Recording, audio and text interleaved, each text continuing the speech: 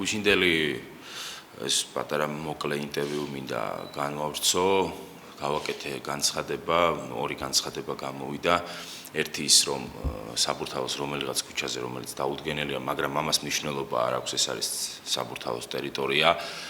აღმოჩენილი იქნა დაზარალებულებისათვის განკუთვნილი ტანსაცმელი, რომელიც ნაგავს საყრელზე იყო, სანაგვე ურნებთან ეყარა და იქ სხვადასხვა გაჭირვებული ადამიანი არჩევდა და მიჰქონდა. ძალიან კარგია ის, არ უნდა გაფუჭდეს და მადლია სხვა თუ წაიღებს ამას, მაგრამ თავი და თავი ამისი არის ის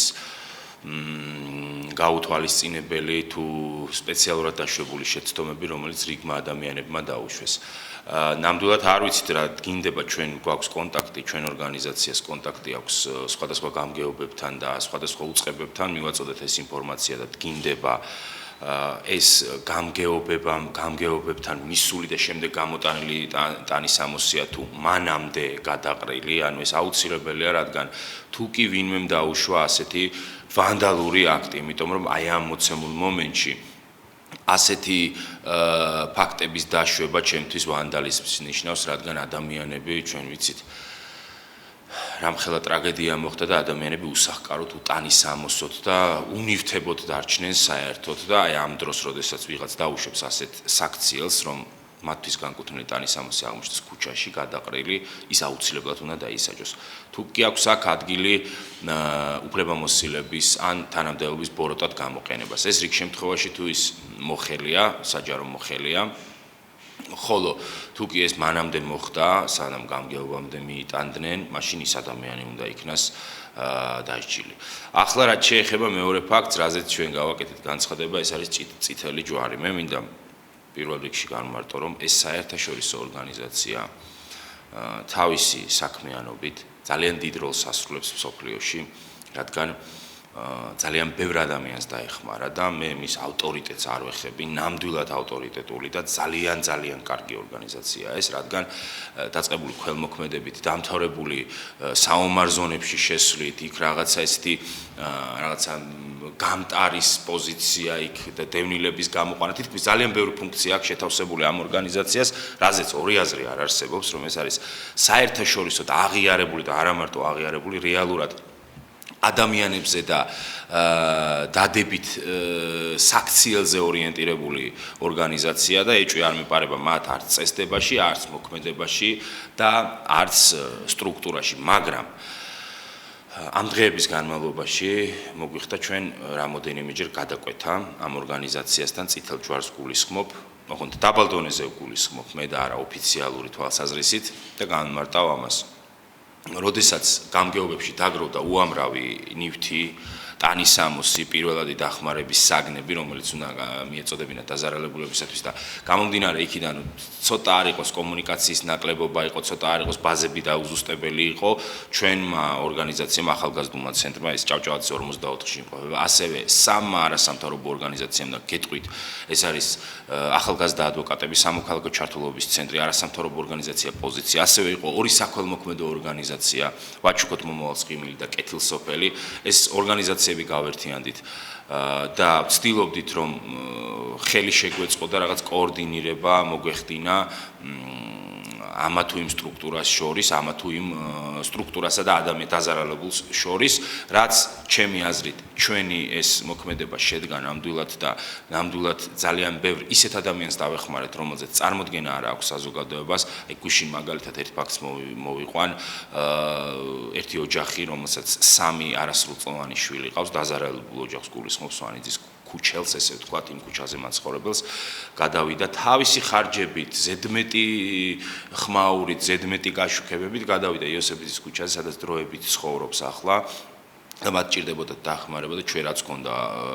ჩვენს შტაბში შემორჩენილი ბავშვისთვის განკუთვნილი ჰიგიენური ნივთები, ტანის ამოსი და ასე შემდეგ ჩვენ მივაწოდეთ და ასევე არის ბევრი ისეთი დაზარალებული ოჯახი, რომელსაც აუცილებლად ჭირდება დახმარება და აღმოჩნდა ყურადღების მიღმა. ეს არავის დანაშაული არ არის, ეს გამომდინარე ამ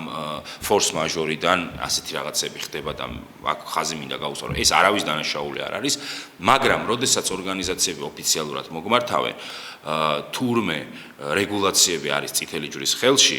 და მოგმართავენ რომ აი ჩვენ გვაქვს ბაზები, ჩვენ გვაქვს მოხალისეები, ჩვენ შეგვიძლია რომ მოგეხმაროთ მაშინ რა ქვია კოორდინირებაში. აი ამ დროს ცოტა უხერხულად მეჩვენება რეგულაციების დაწესება, რეგულაციების როგორიც არის რომ თქვენ ვისთანაც მიიტანთ დაზარალებულთან იმას პირადობის ასლი გამოართვით, პირადობის ნომერი გამოართვით, სახელი და გვარი. ეხლა წარმოიდგინეთ, მე მივდივარ დაზარალებულთან, რომელსაც ტანის ამოსი სამარა დარჩა და ვეუბნები რომ პირადობის ნომერი მოვწავალ, ეხლა ქსეროვასლით, აი ხო ხვდებით როგორ სისულელეზე აქ ლაპარაკი, ელემენტარულ სისულელეზე და ასევე მინდა დავამატო რომ ჩვენი ორგანიზაციის წევრები, საქველმოქმედო, ასევე ჩვენ კოალიციაში ყოფი საქველმოქმედო ორგანიზაციის წევრები, როდესაც მივიდნენ გამგეობებთან, აღმოაჩინეს, რომ გამგეობაში უბრალოდ გამგეობა ფუნქციას ასრულებს ეგრეთ წოდებული შტაბის, ხოლო აქ ყველაფერს ანაწილებს წითელი ჯვარი. ძალიან კარგია ეს, კიდევ განმეორდები, რომ ეს არის ძალიან კომპეტენტური ორგანიზაცია, მაგრამ უცებ აღმოჩნდა, რომ იცით რა არის, საკვები პროდუქტი, რომელიც მიაქვს 3 დღის დაძველებული საკვები პროდუქტი, ავსებული ოთახები, რომელიც არ არის დარიგებული ბოლოს რო ეკითხებოდა ჩვენი წარმომადგენელი რომ უკაცრავად ეს ნივთები ხომ უნდა აქ ამ მანქანაში რატომ ჩვენთან მიგვაქვს იმაში რა ქვია ორგანიზაციაში და იქ ჩვენ დიდი ისა გვაქვს სათავსო გვაქვს და სათავსოში შევინახავთ და ხვალ გადავანაწილებთ და როდესაც მე ურეკავ დაზარალებულ პიროვნებას და რო ვეუბნები მოგაწოდეს ნივთებით ხომ არ გინდა დახმარება იცით რა მომაწოდესო მაგრამ აქო ერთ-ერთ სასტუმროს წარმომადგენელი მეუნება სასტუმროდან რომ აქო ხა 8 ოჯახია წარმოიდგინეთ თითო ოჯახს თითო ჩანგალი დაურიგეოდა ახლა წამდაუწუნ ხო არ დაურეკავ რომ ერთი ჩანგალი მომაწოდეთ ორი ჩანგალი მომაწოდეთ ანუ აქ არაკომპეტენტურობას ადგილი და მე მინდა აუცილებლად ჩვენი ორგანიზაცია ოფიციალური წერილით მიმართავს წითელ ჯვარს, რომ რა თქმა უნდა, იმის აღიარებით, რომ კიდევ ერთხელ განმეორდებ, ეს არის ძალიან კომპეტენტური და ძალიან ავტორიტეტული ორგანიზაცია, მაგრამ სამწუხაროდ აი ამ მდგომარეობით საქართველოში ცოტა კომპეტენციის ნაკლებობა შეინიშნებოდა, ცოტა გადაცდომები შეინიშნება რაღაცეებში და მე ამას წერილში დავაზუსტებ აუცილებლად, იმიტომ რომ არ მინდა რაღაც სამართლებრივი თვალსაზრისით შეფასება მივცე, აუცილებლად მივწე წერილს, რომ ცოტა მეტი კომპეტენტურობა გამოიჩინონ კადრების შერჩევაში. კოორდინატორების შერჩევაში და ცოტა მეტი კომპეტენტურობა გამოიჩინონ ისეთ ფორს მაჟორში, როგორ მდგომარეობაში ვიმყოფებით ახლა ჩვენ. აი ეს იყო გუშინდელი განცხადება, მთელი ჩემი და პათოსი იმის, თუ რატომ გამოვთქვი პრეტენზია, მე თავიდანვე უნდა დამეწყო და ახლა ვიტყვი, რომ ჩვენ ვიზიარებთ იმ დიდ ტკივილს, რაც რეალურად მოხდა ჩვენთან ქვეყანაში და მაგრამ მედლის მეორე მხარეს მინდა შევხედოთ და ვთქვა, რომ ძალიან დიდი ერთობა მოხდა ქვეყანაში, განსაკუთრებით ახალგაზრდების და ის ნიჰილიზმი, რომელიც იყო გაჩენილი ჩვენ უფროს თაობაში, რომ ეს ახალგაზრდები ვერაფერს ვერ შეძლებენ, გაფანტულები არიან, გათიშულები არიან, სხვა რამეზე არიან ორიენტირებულები, ასე არ აღმოჩნდა და მე დავწმუნდი ამაში, მე ყოველთვის მქონდა ამის იმედი, დავწმუნდი ამაში, რომ ნებისმიერ პრობლემას ერთად გაუმკლავდებით ყოველთვის.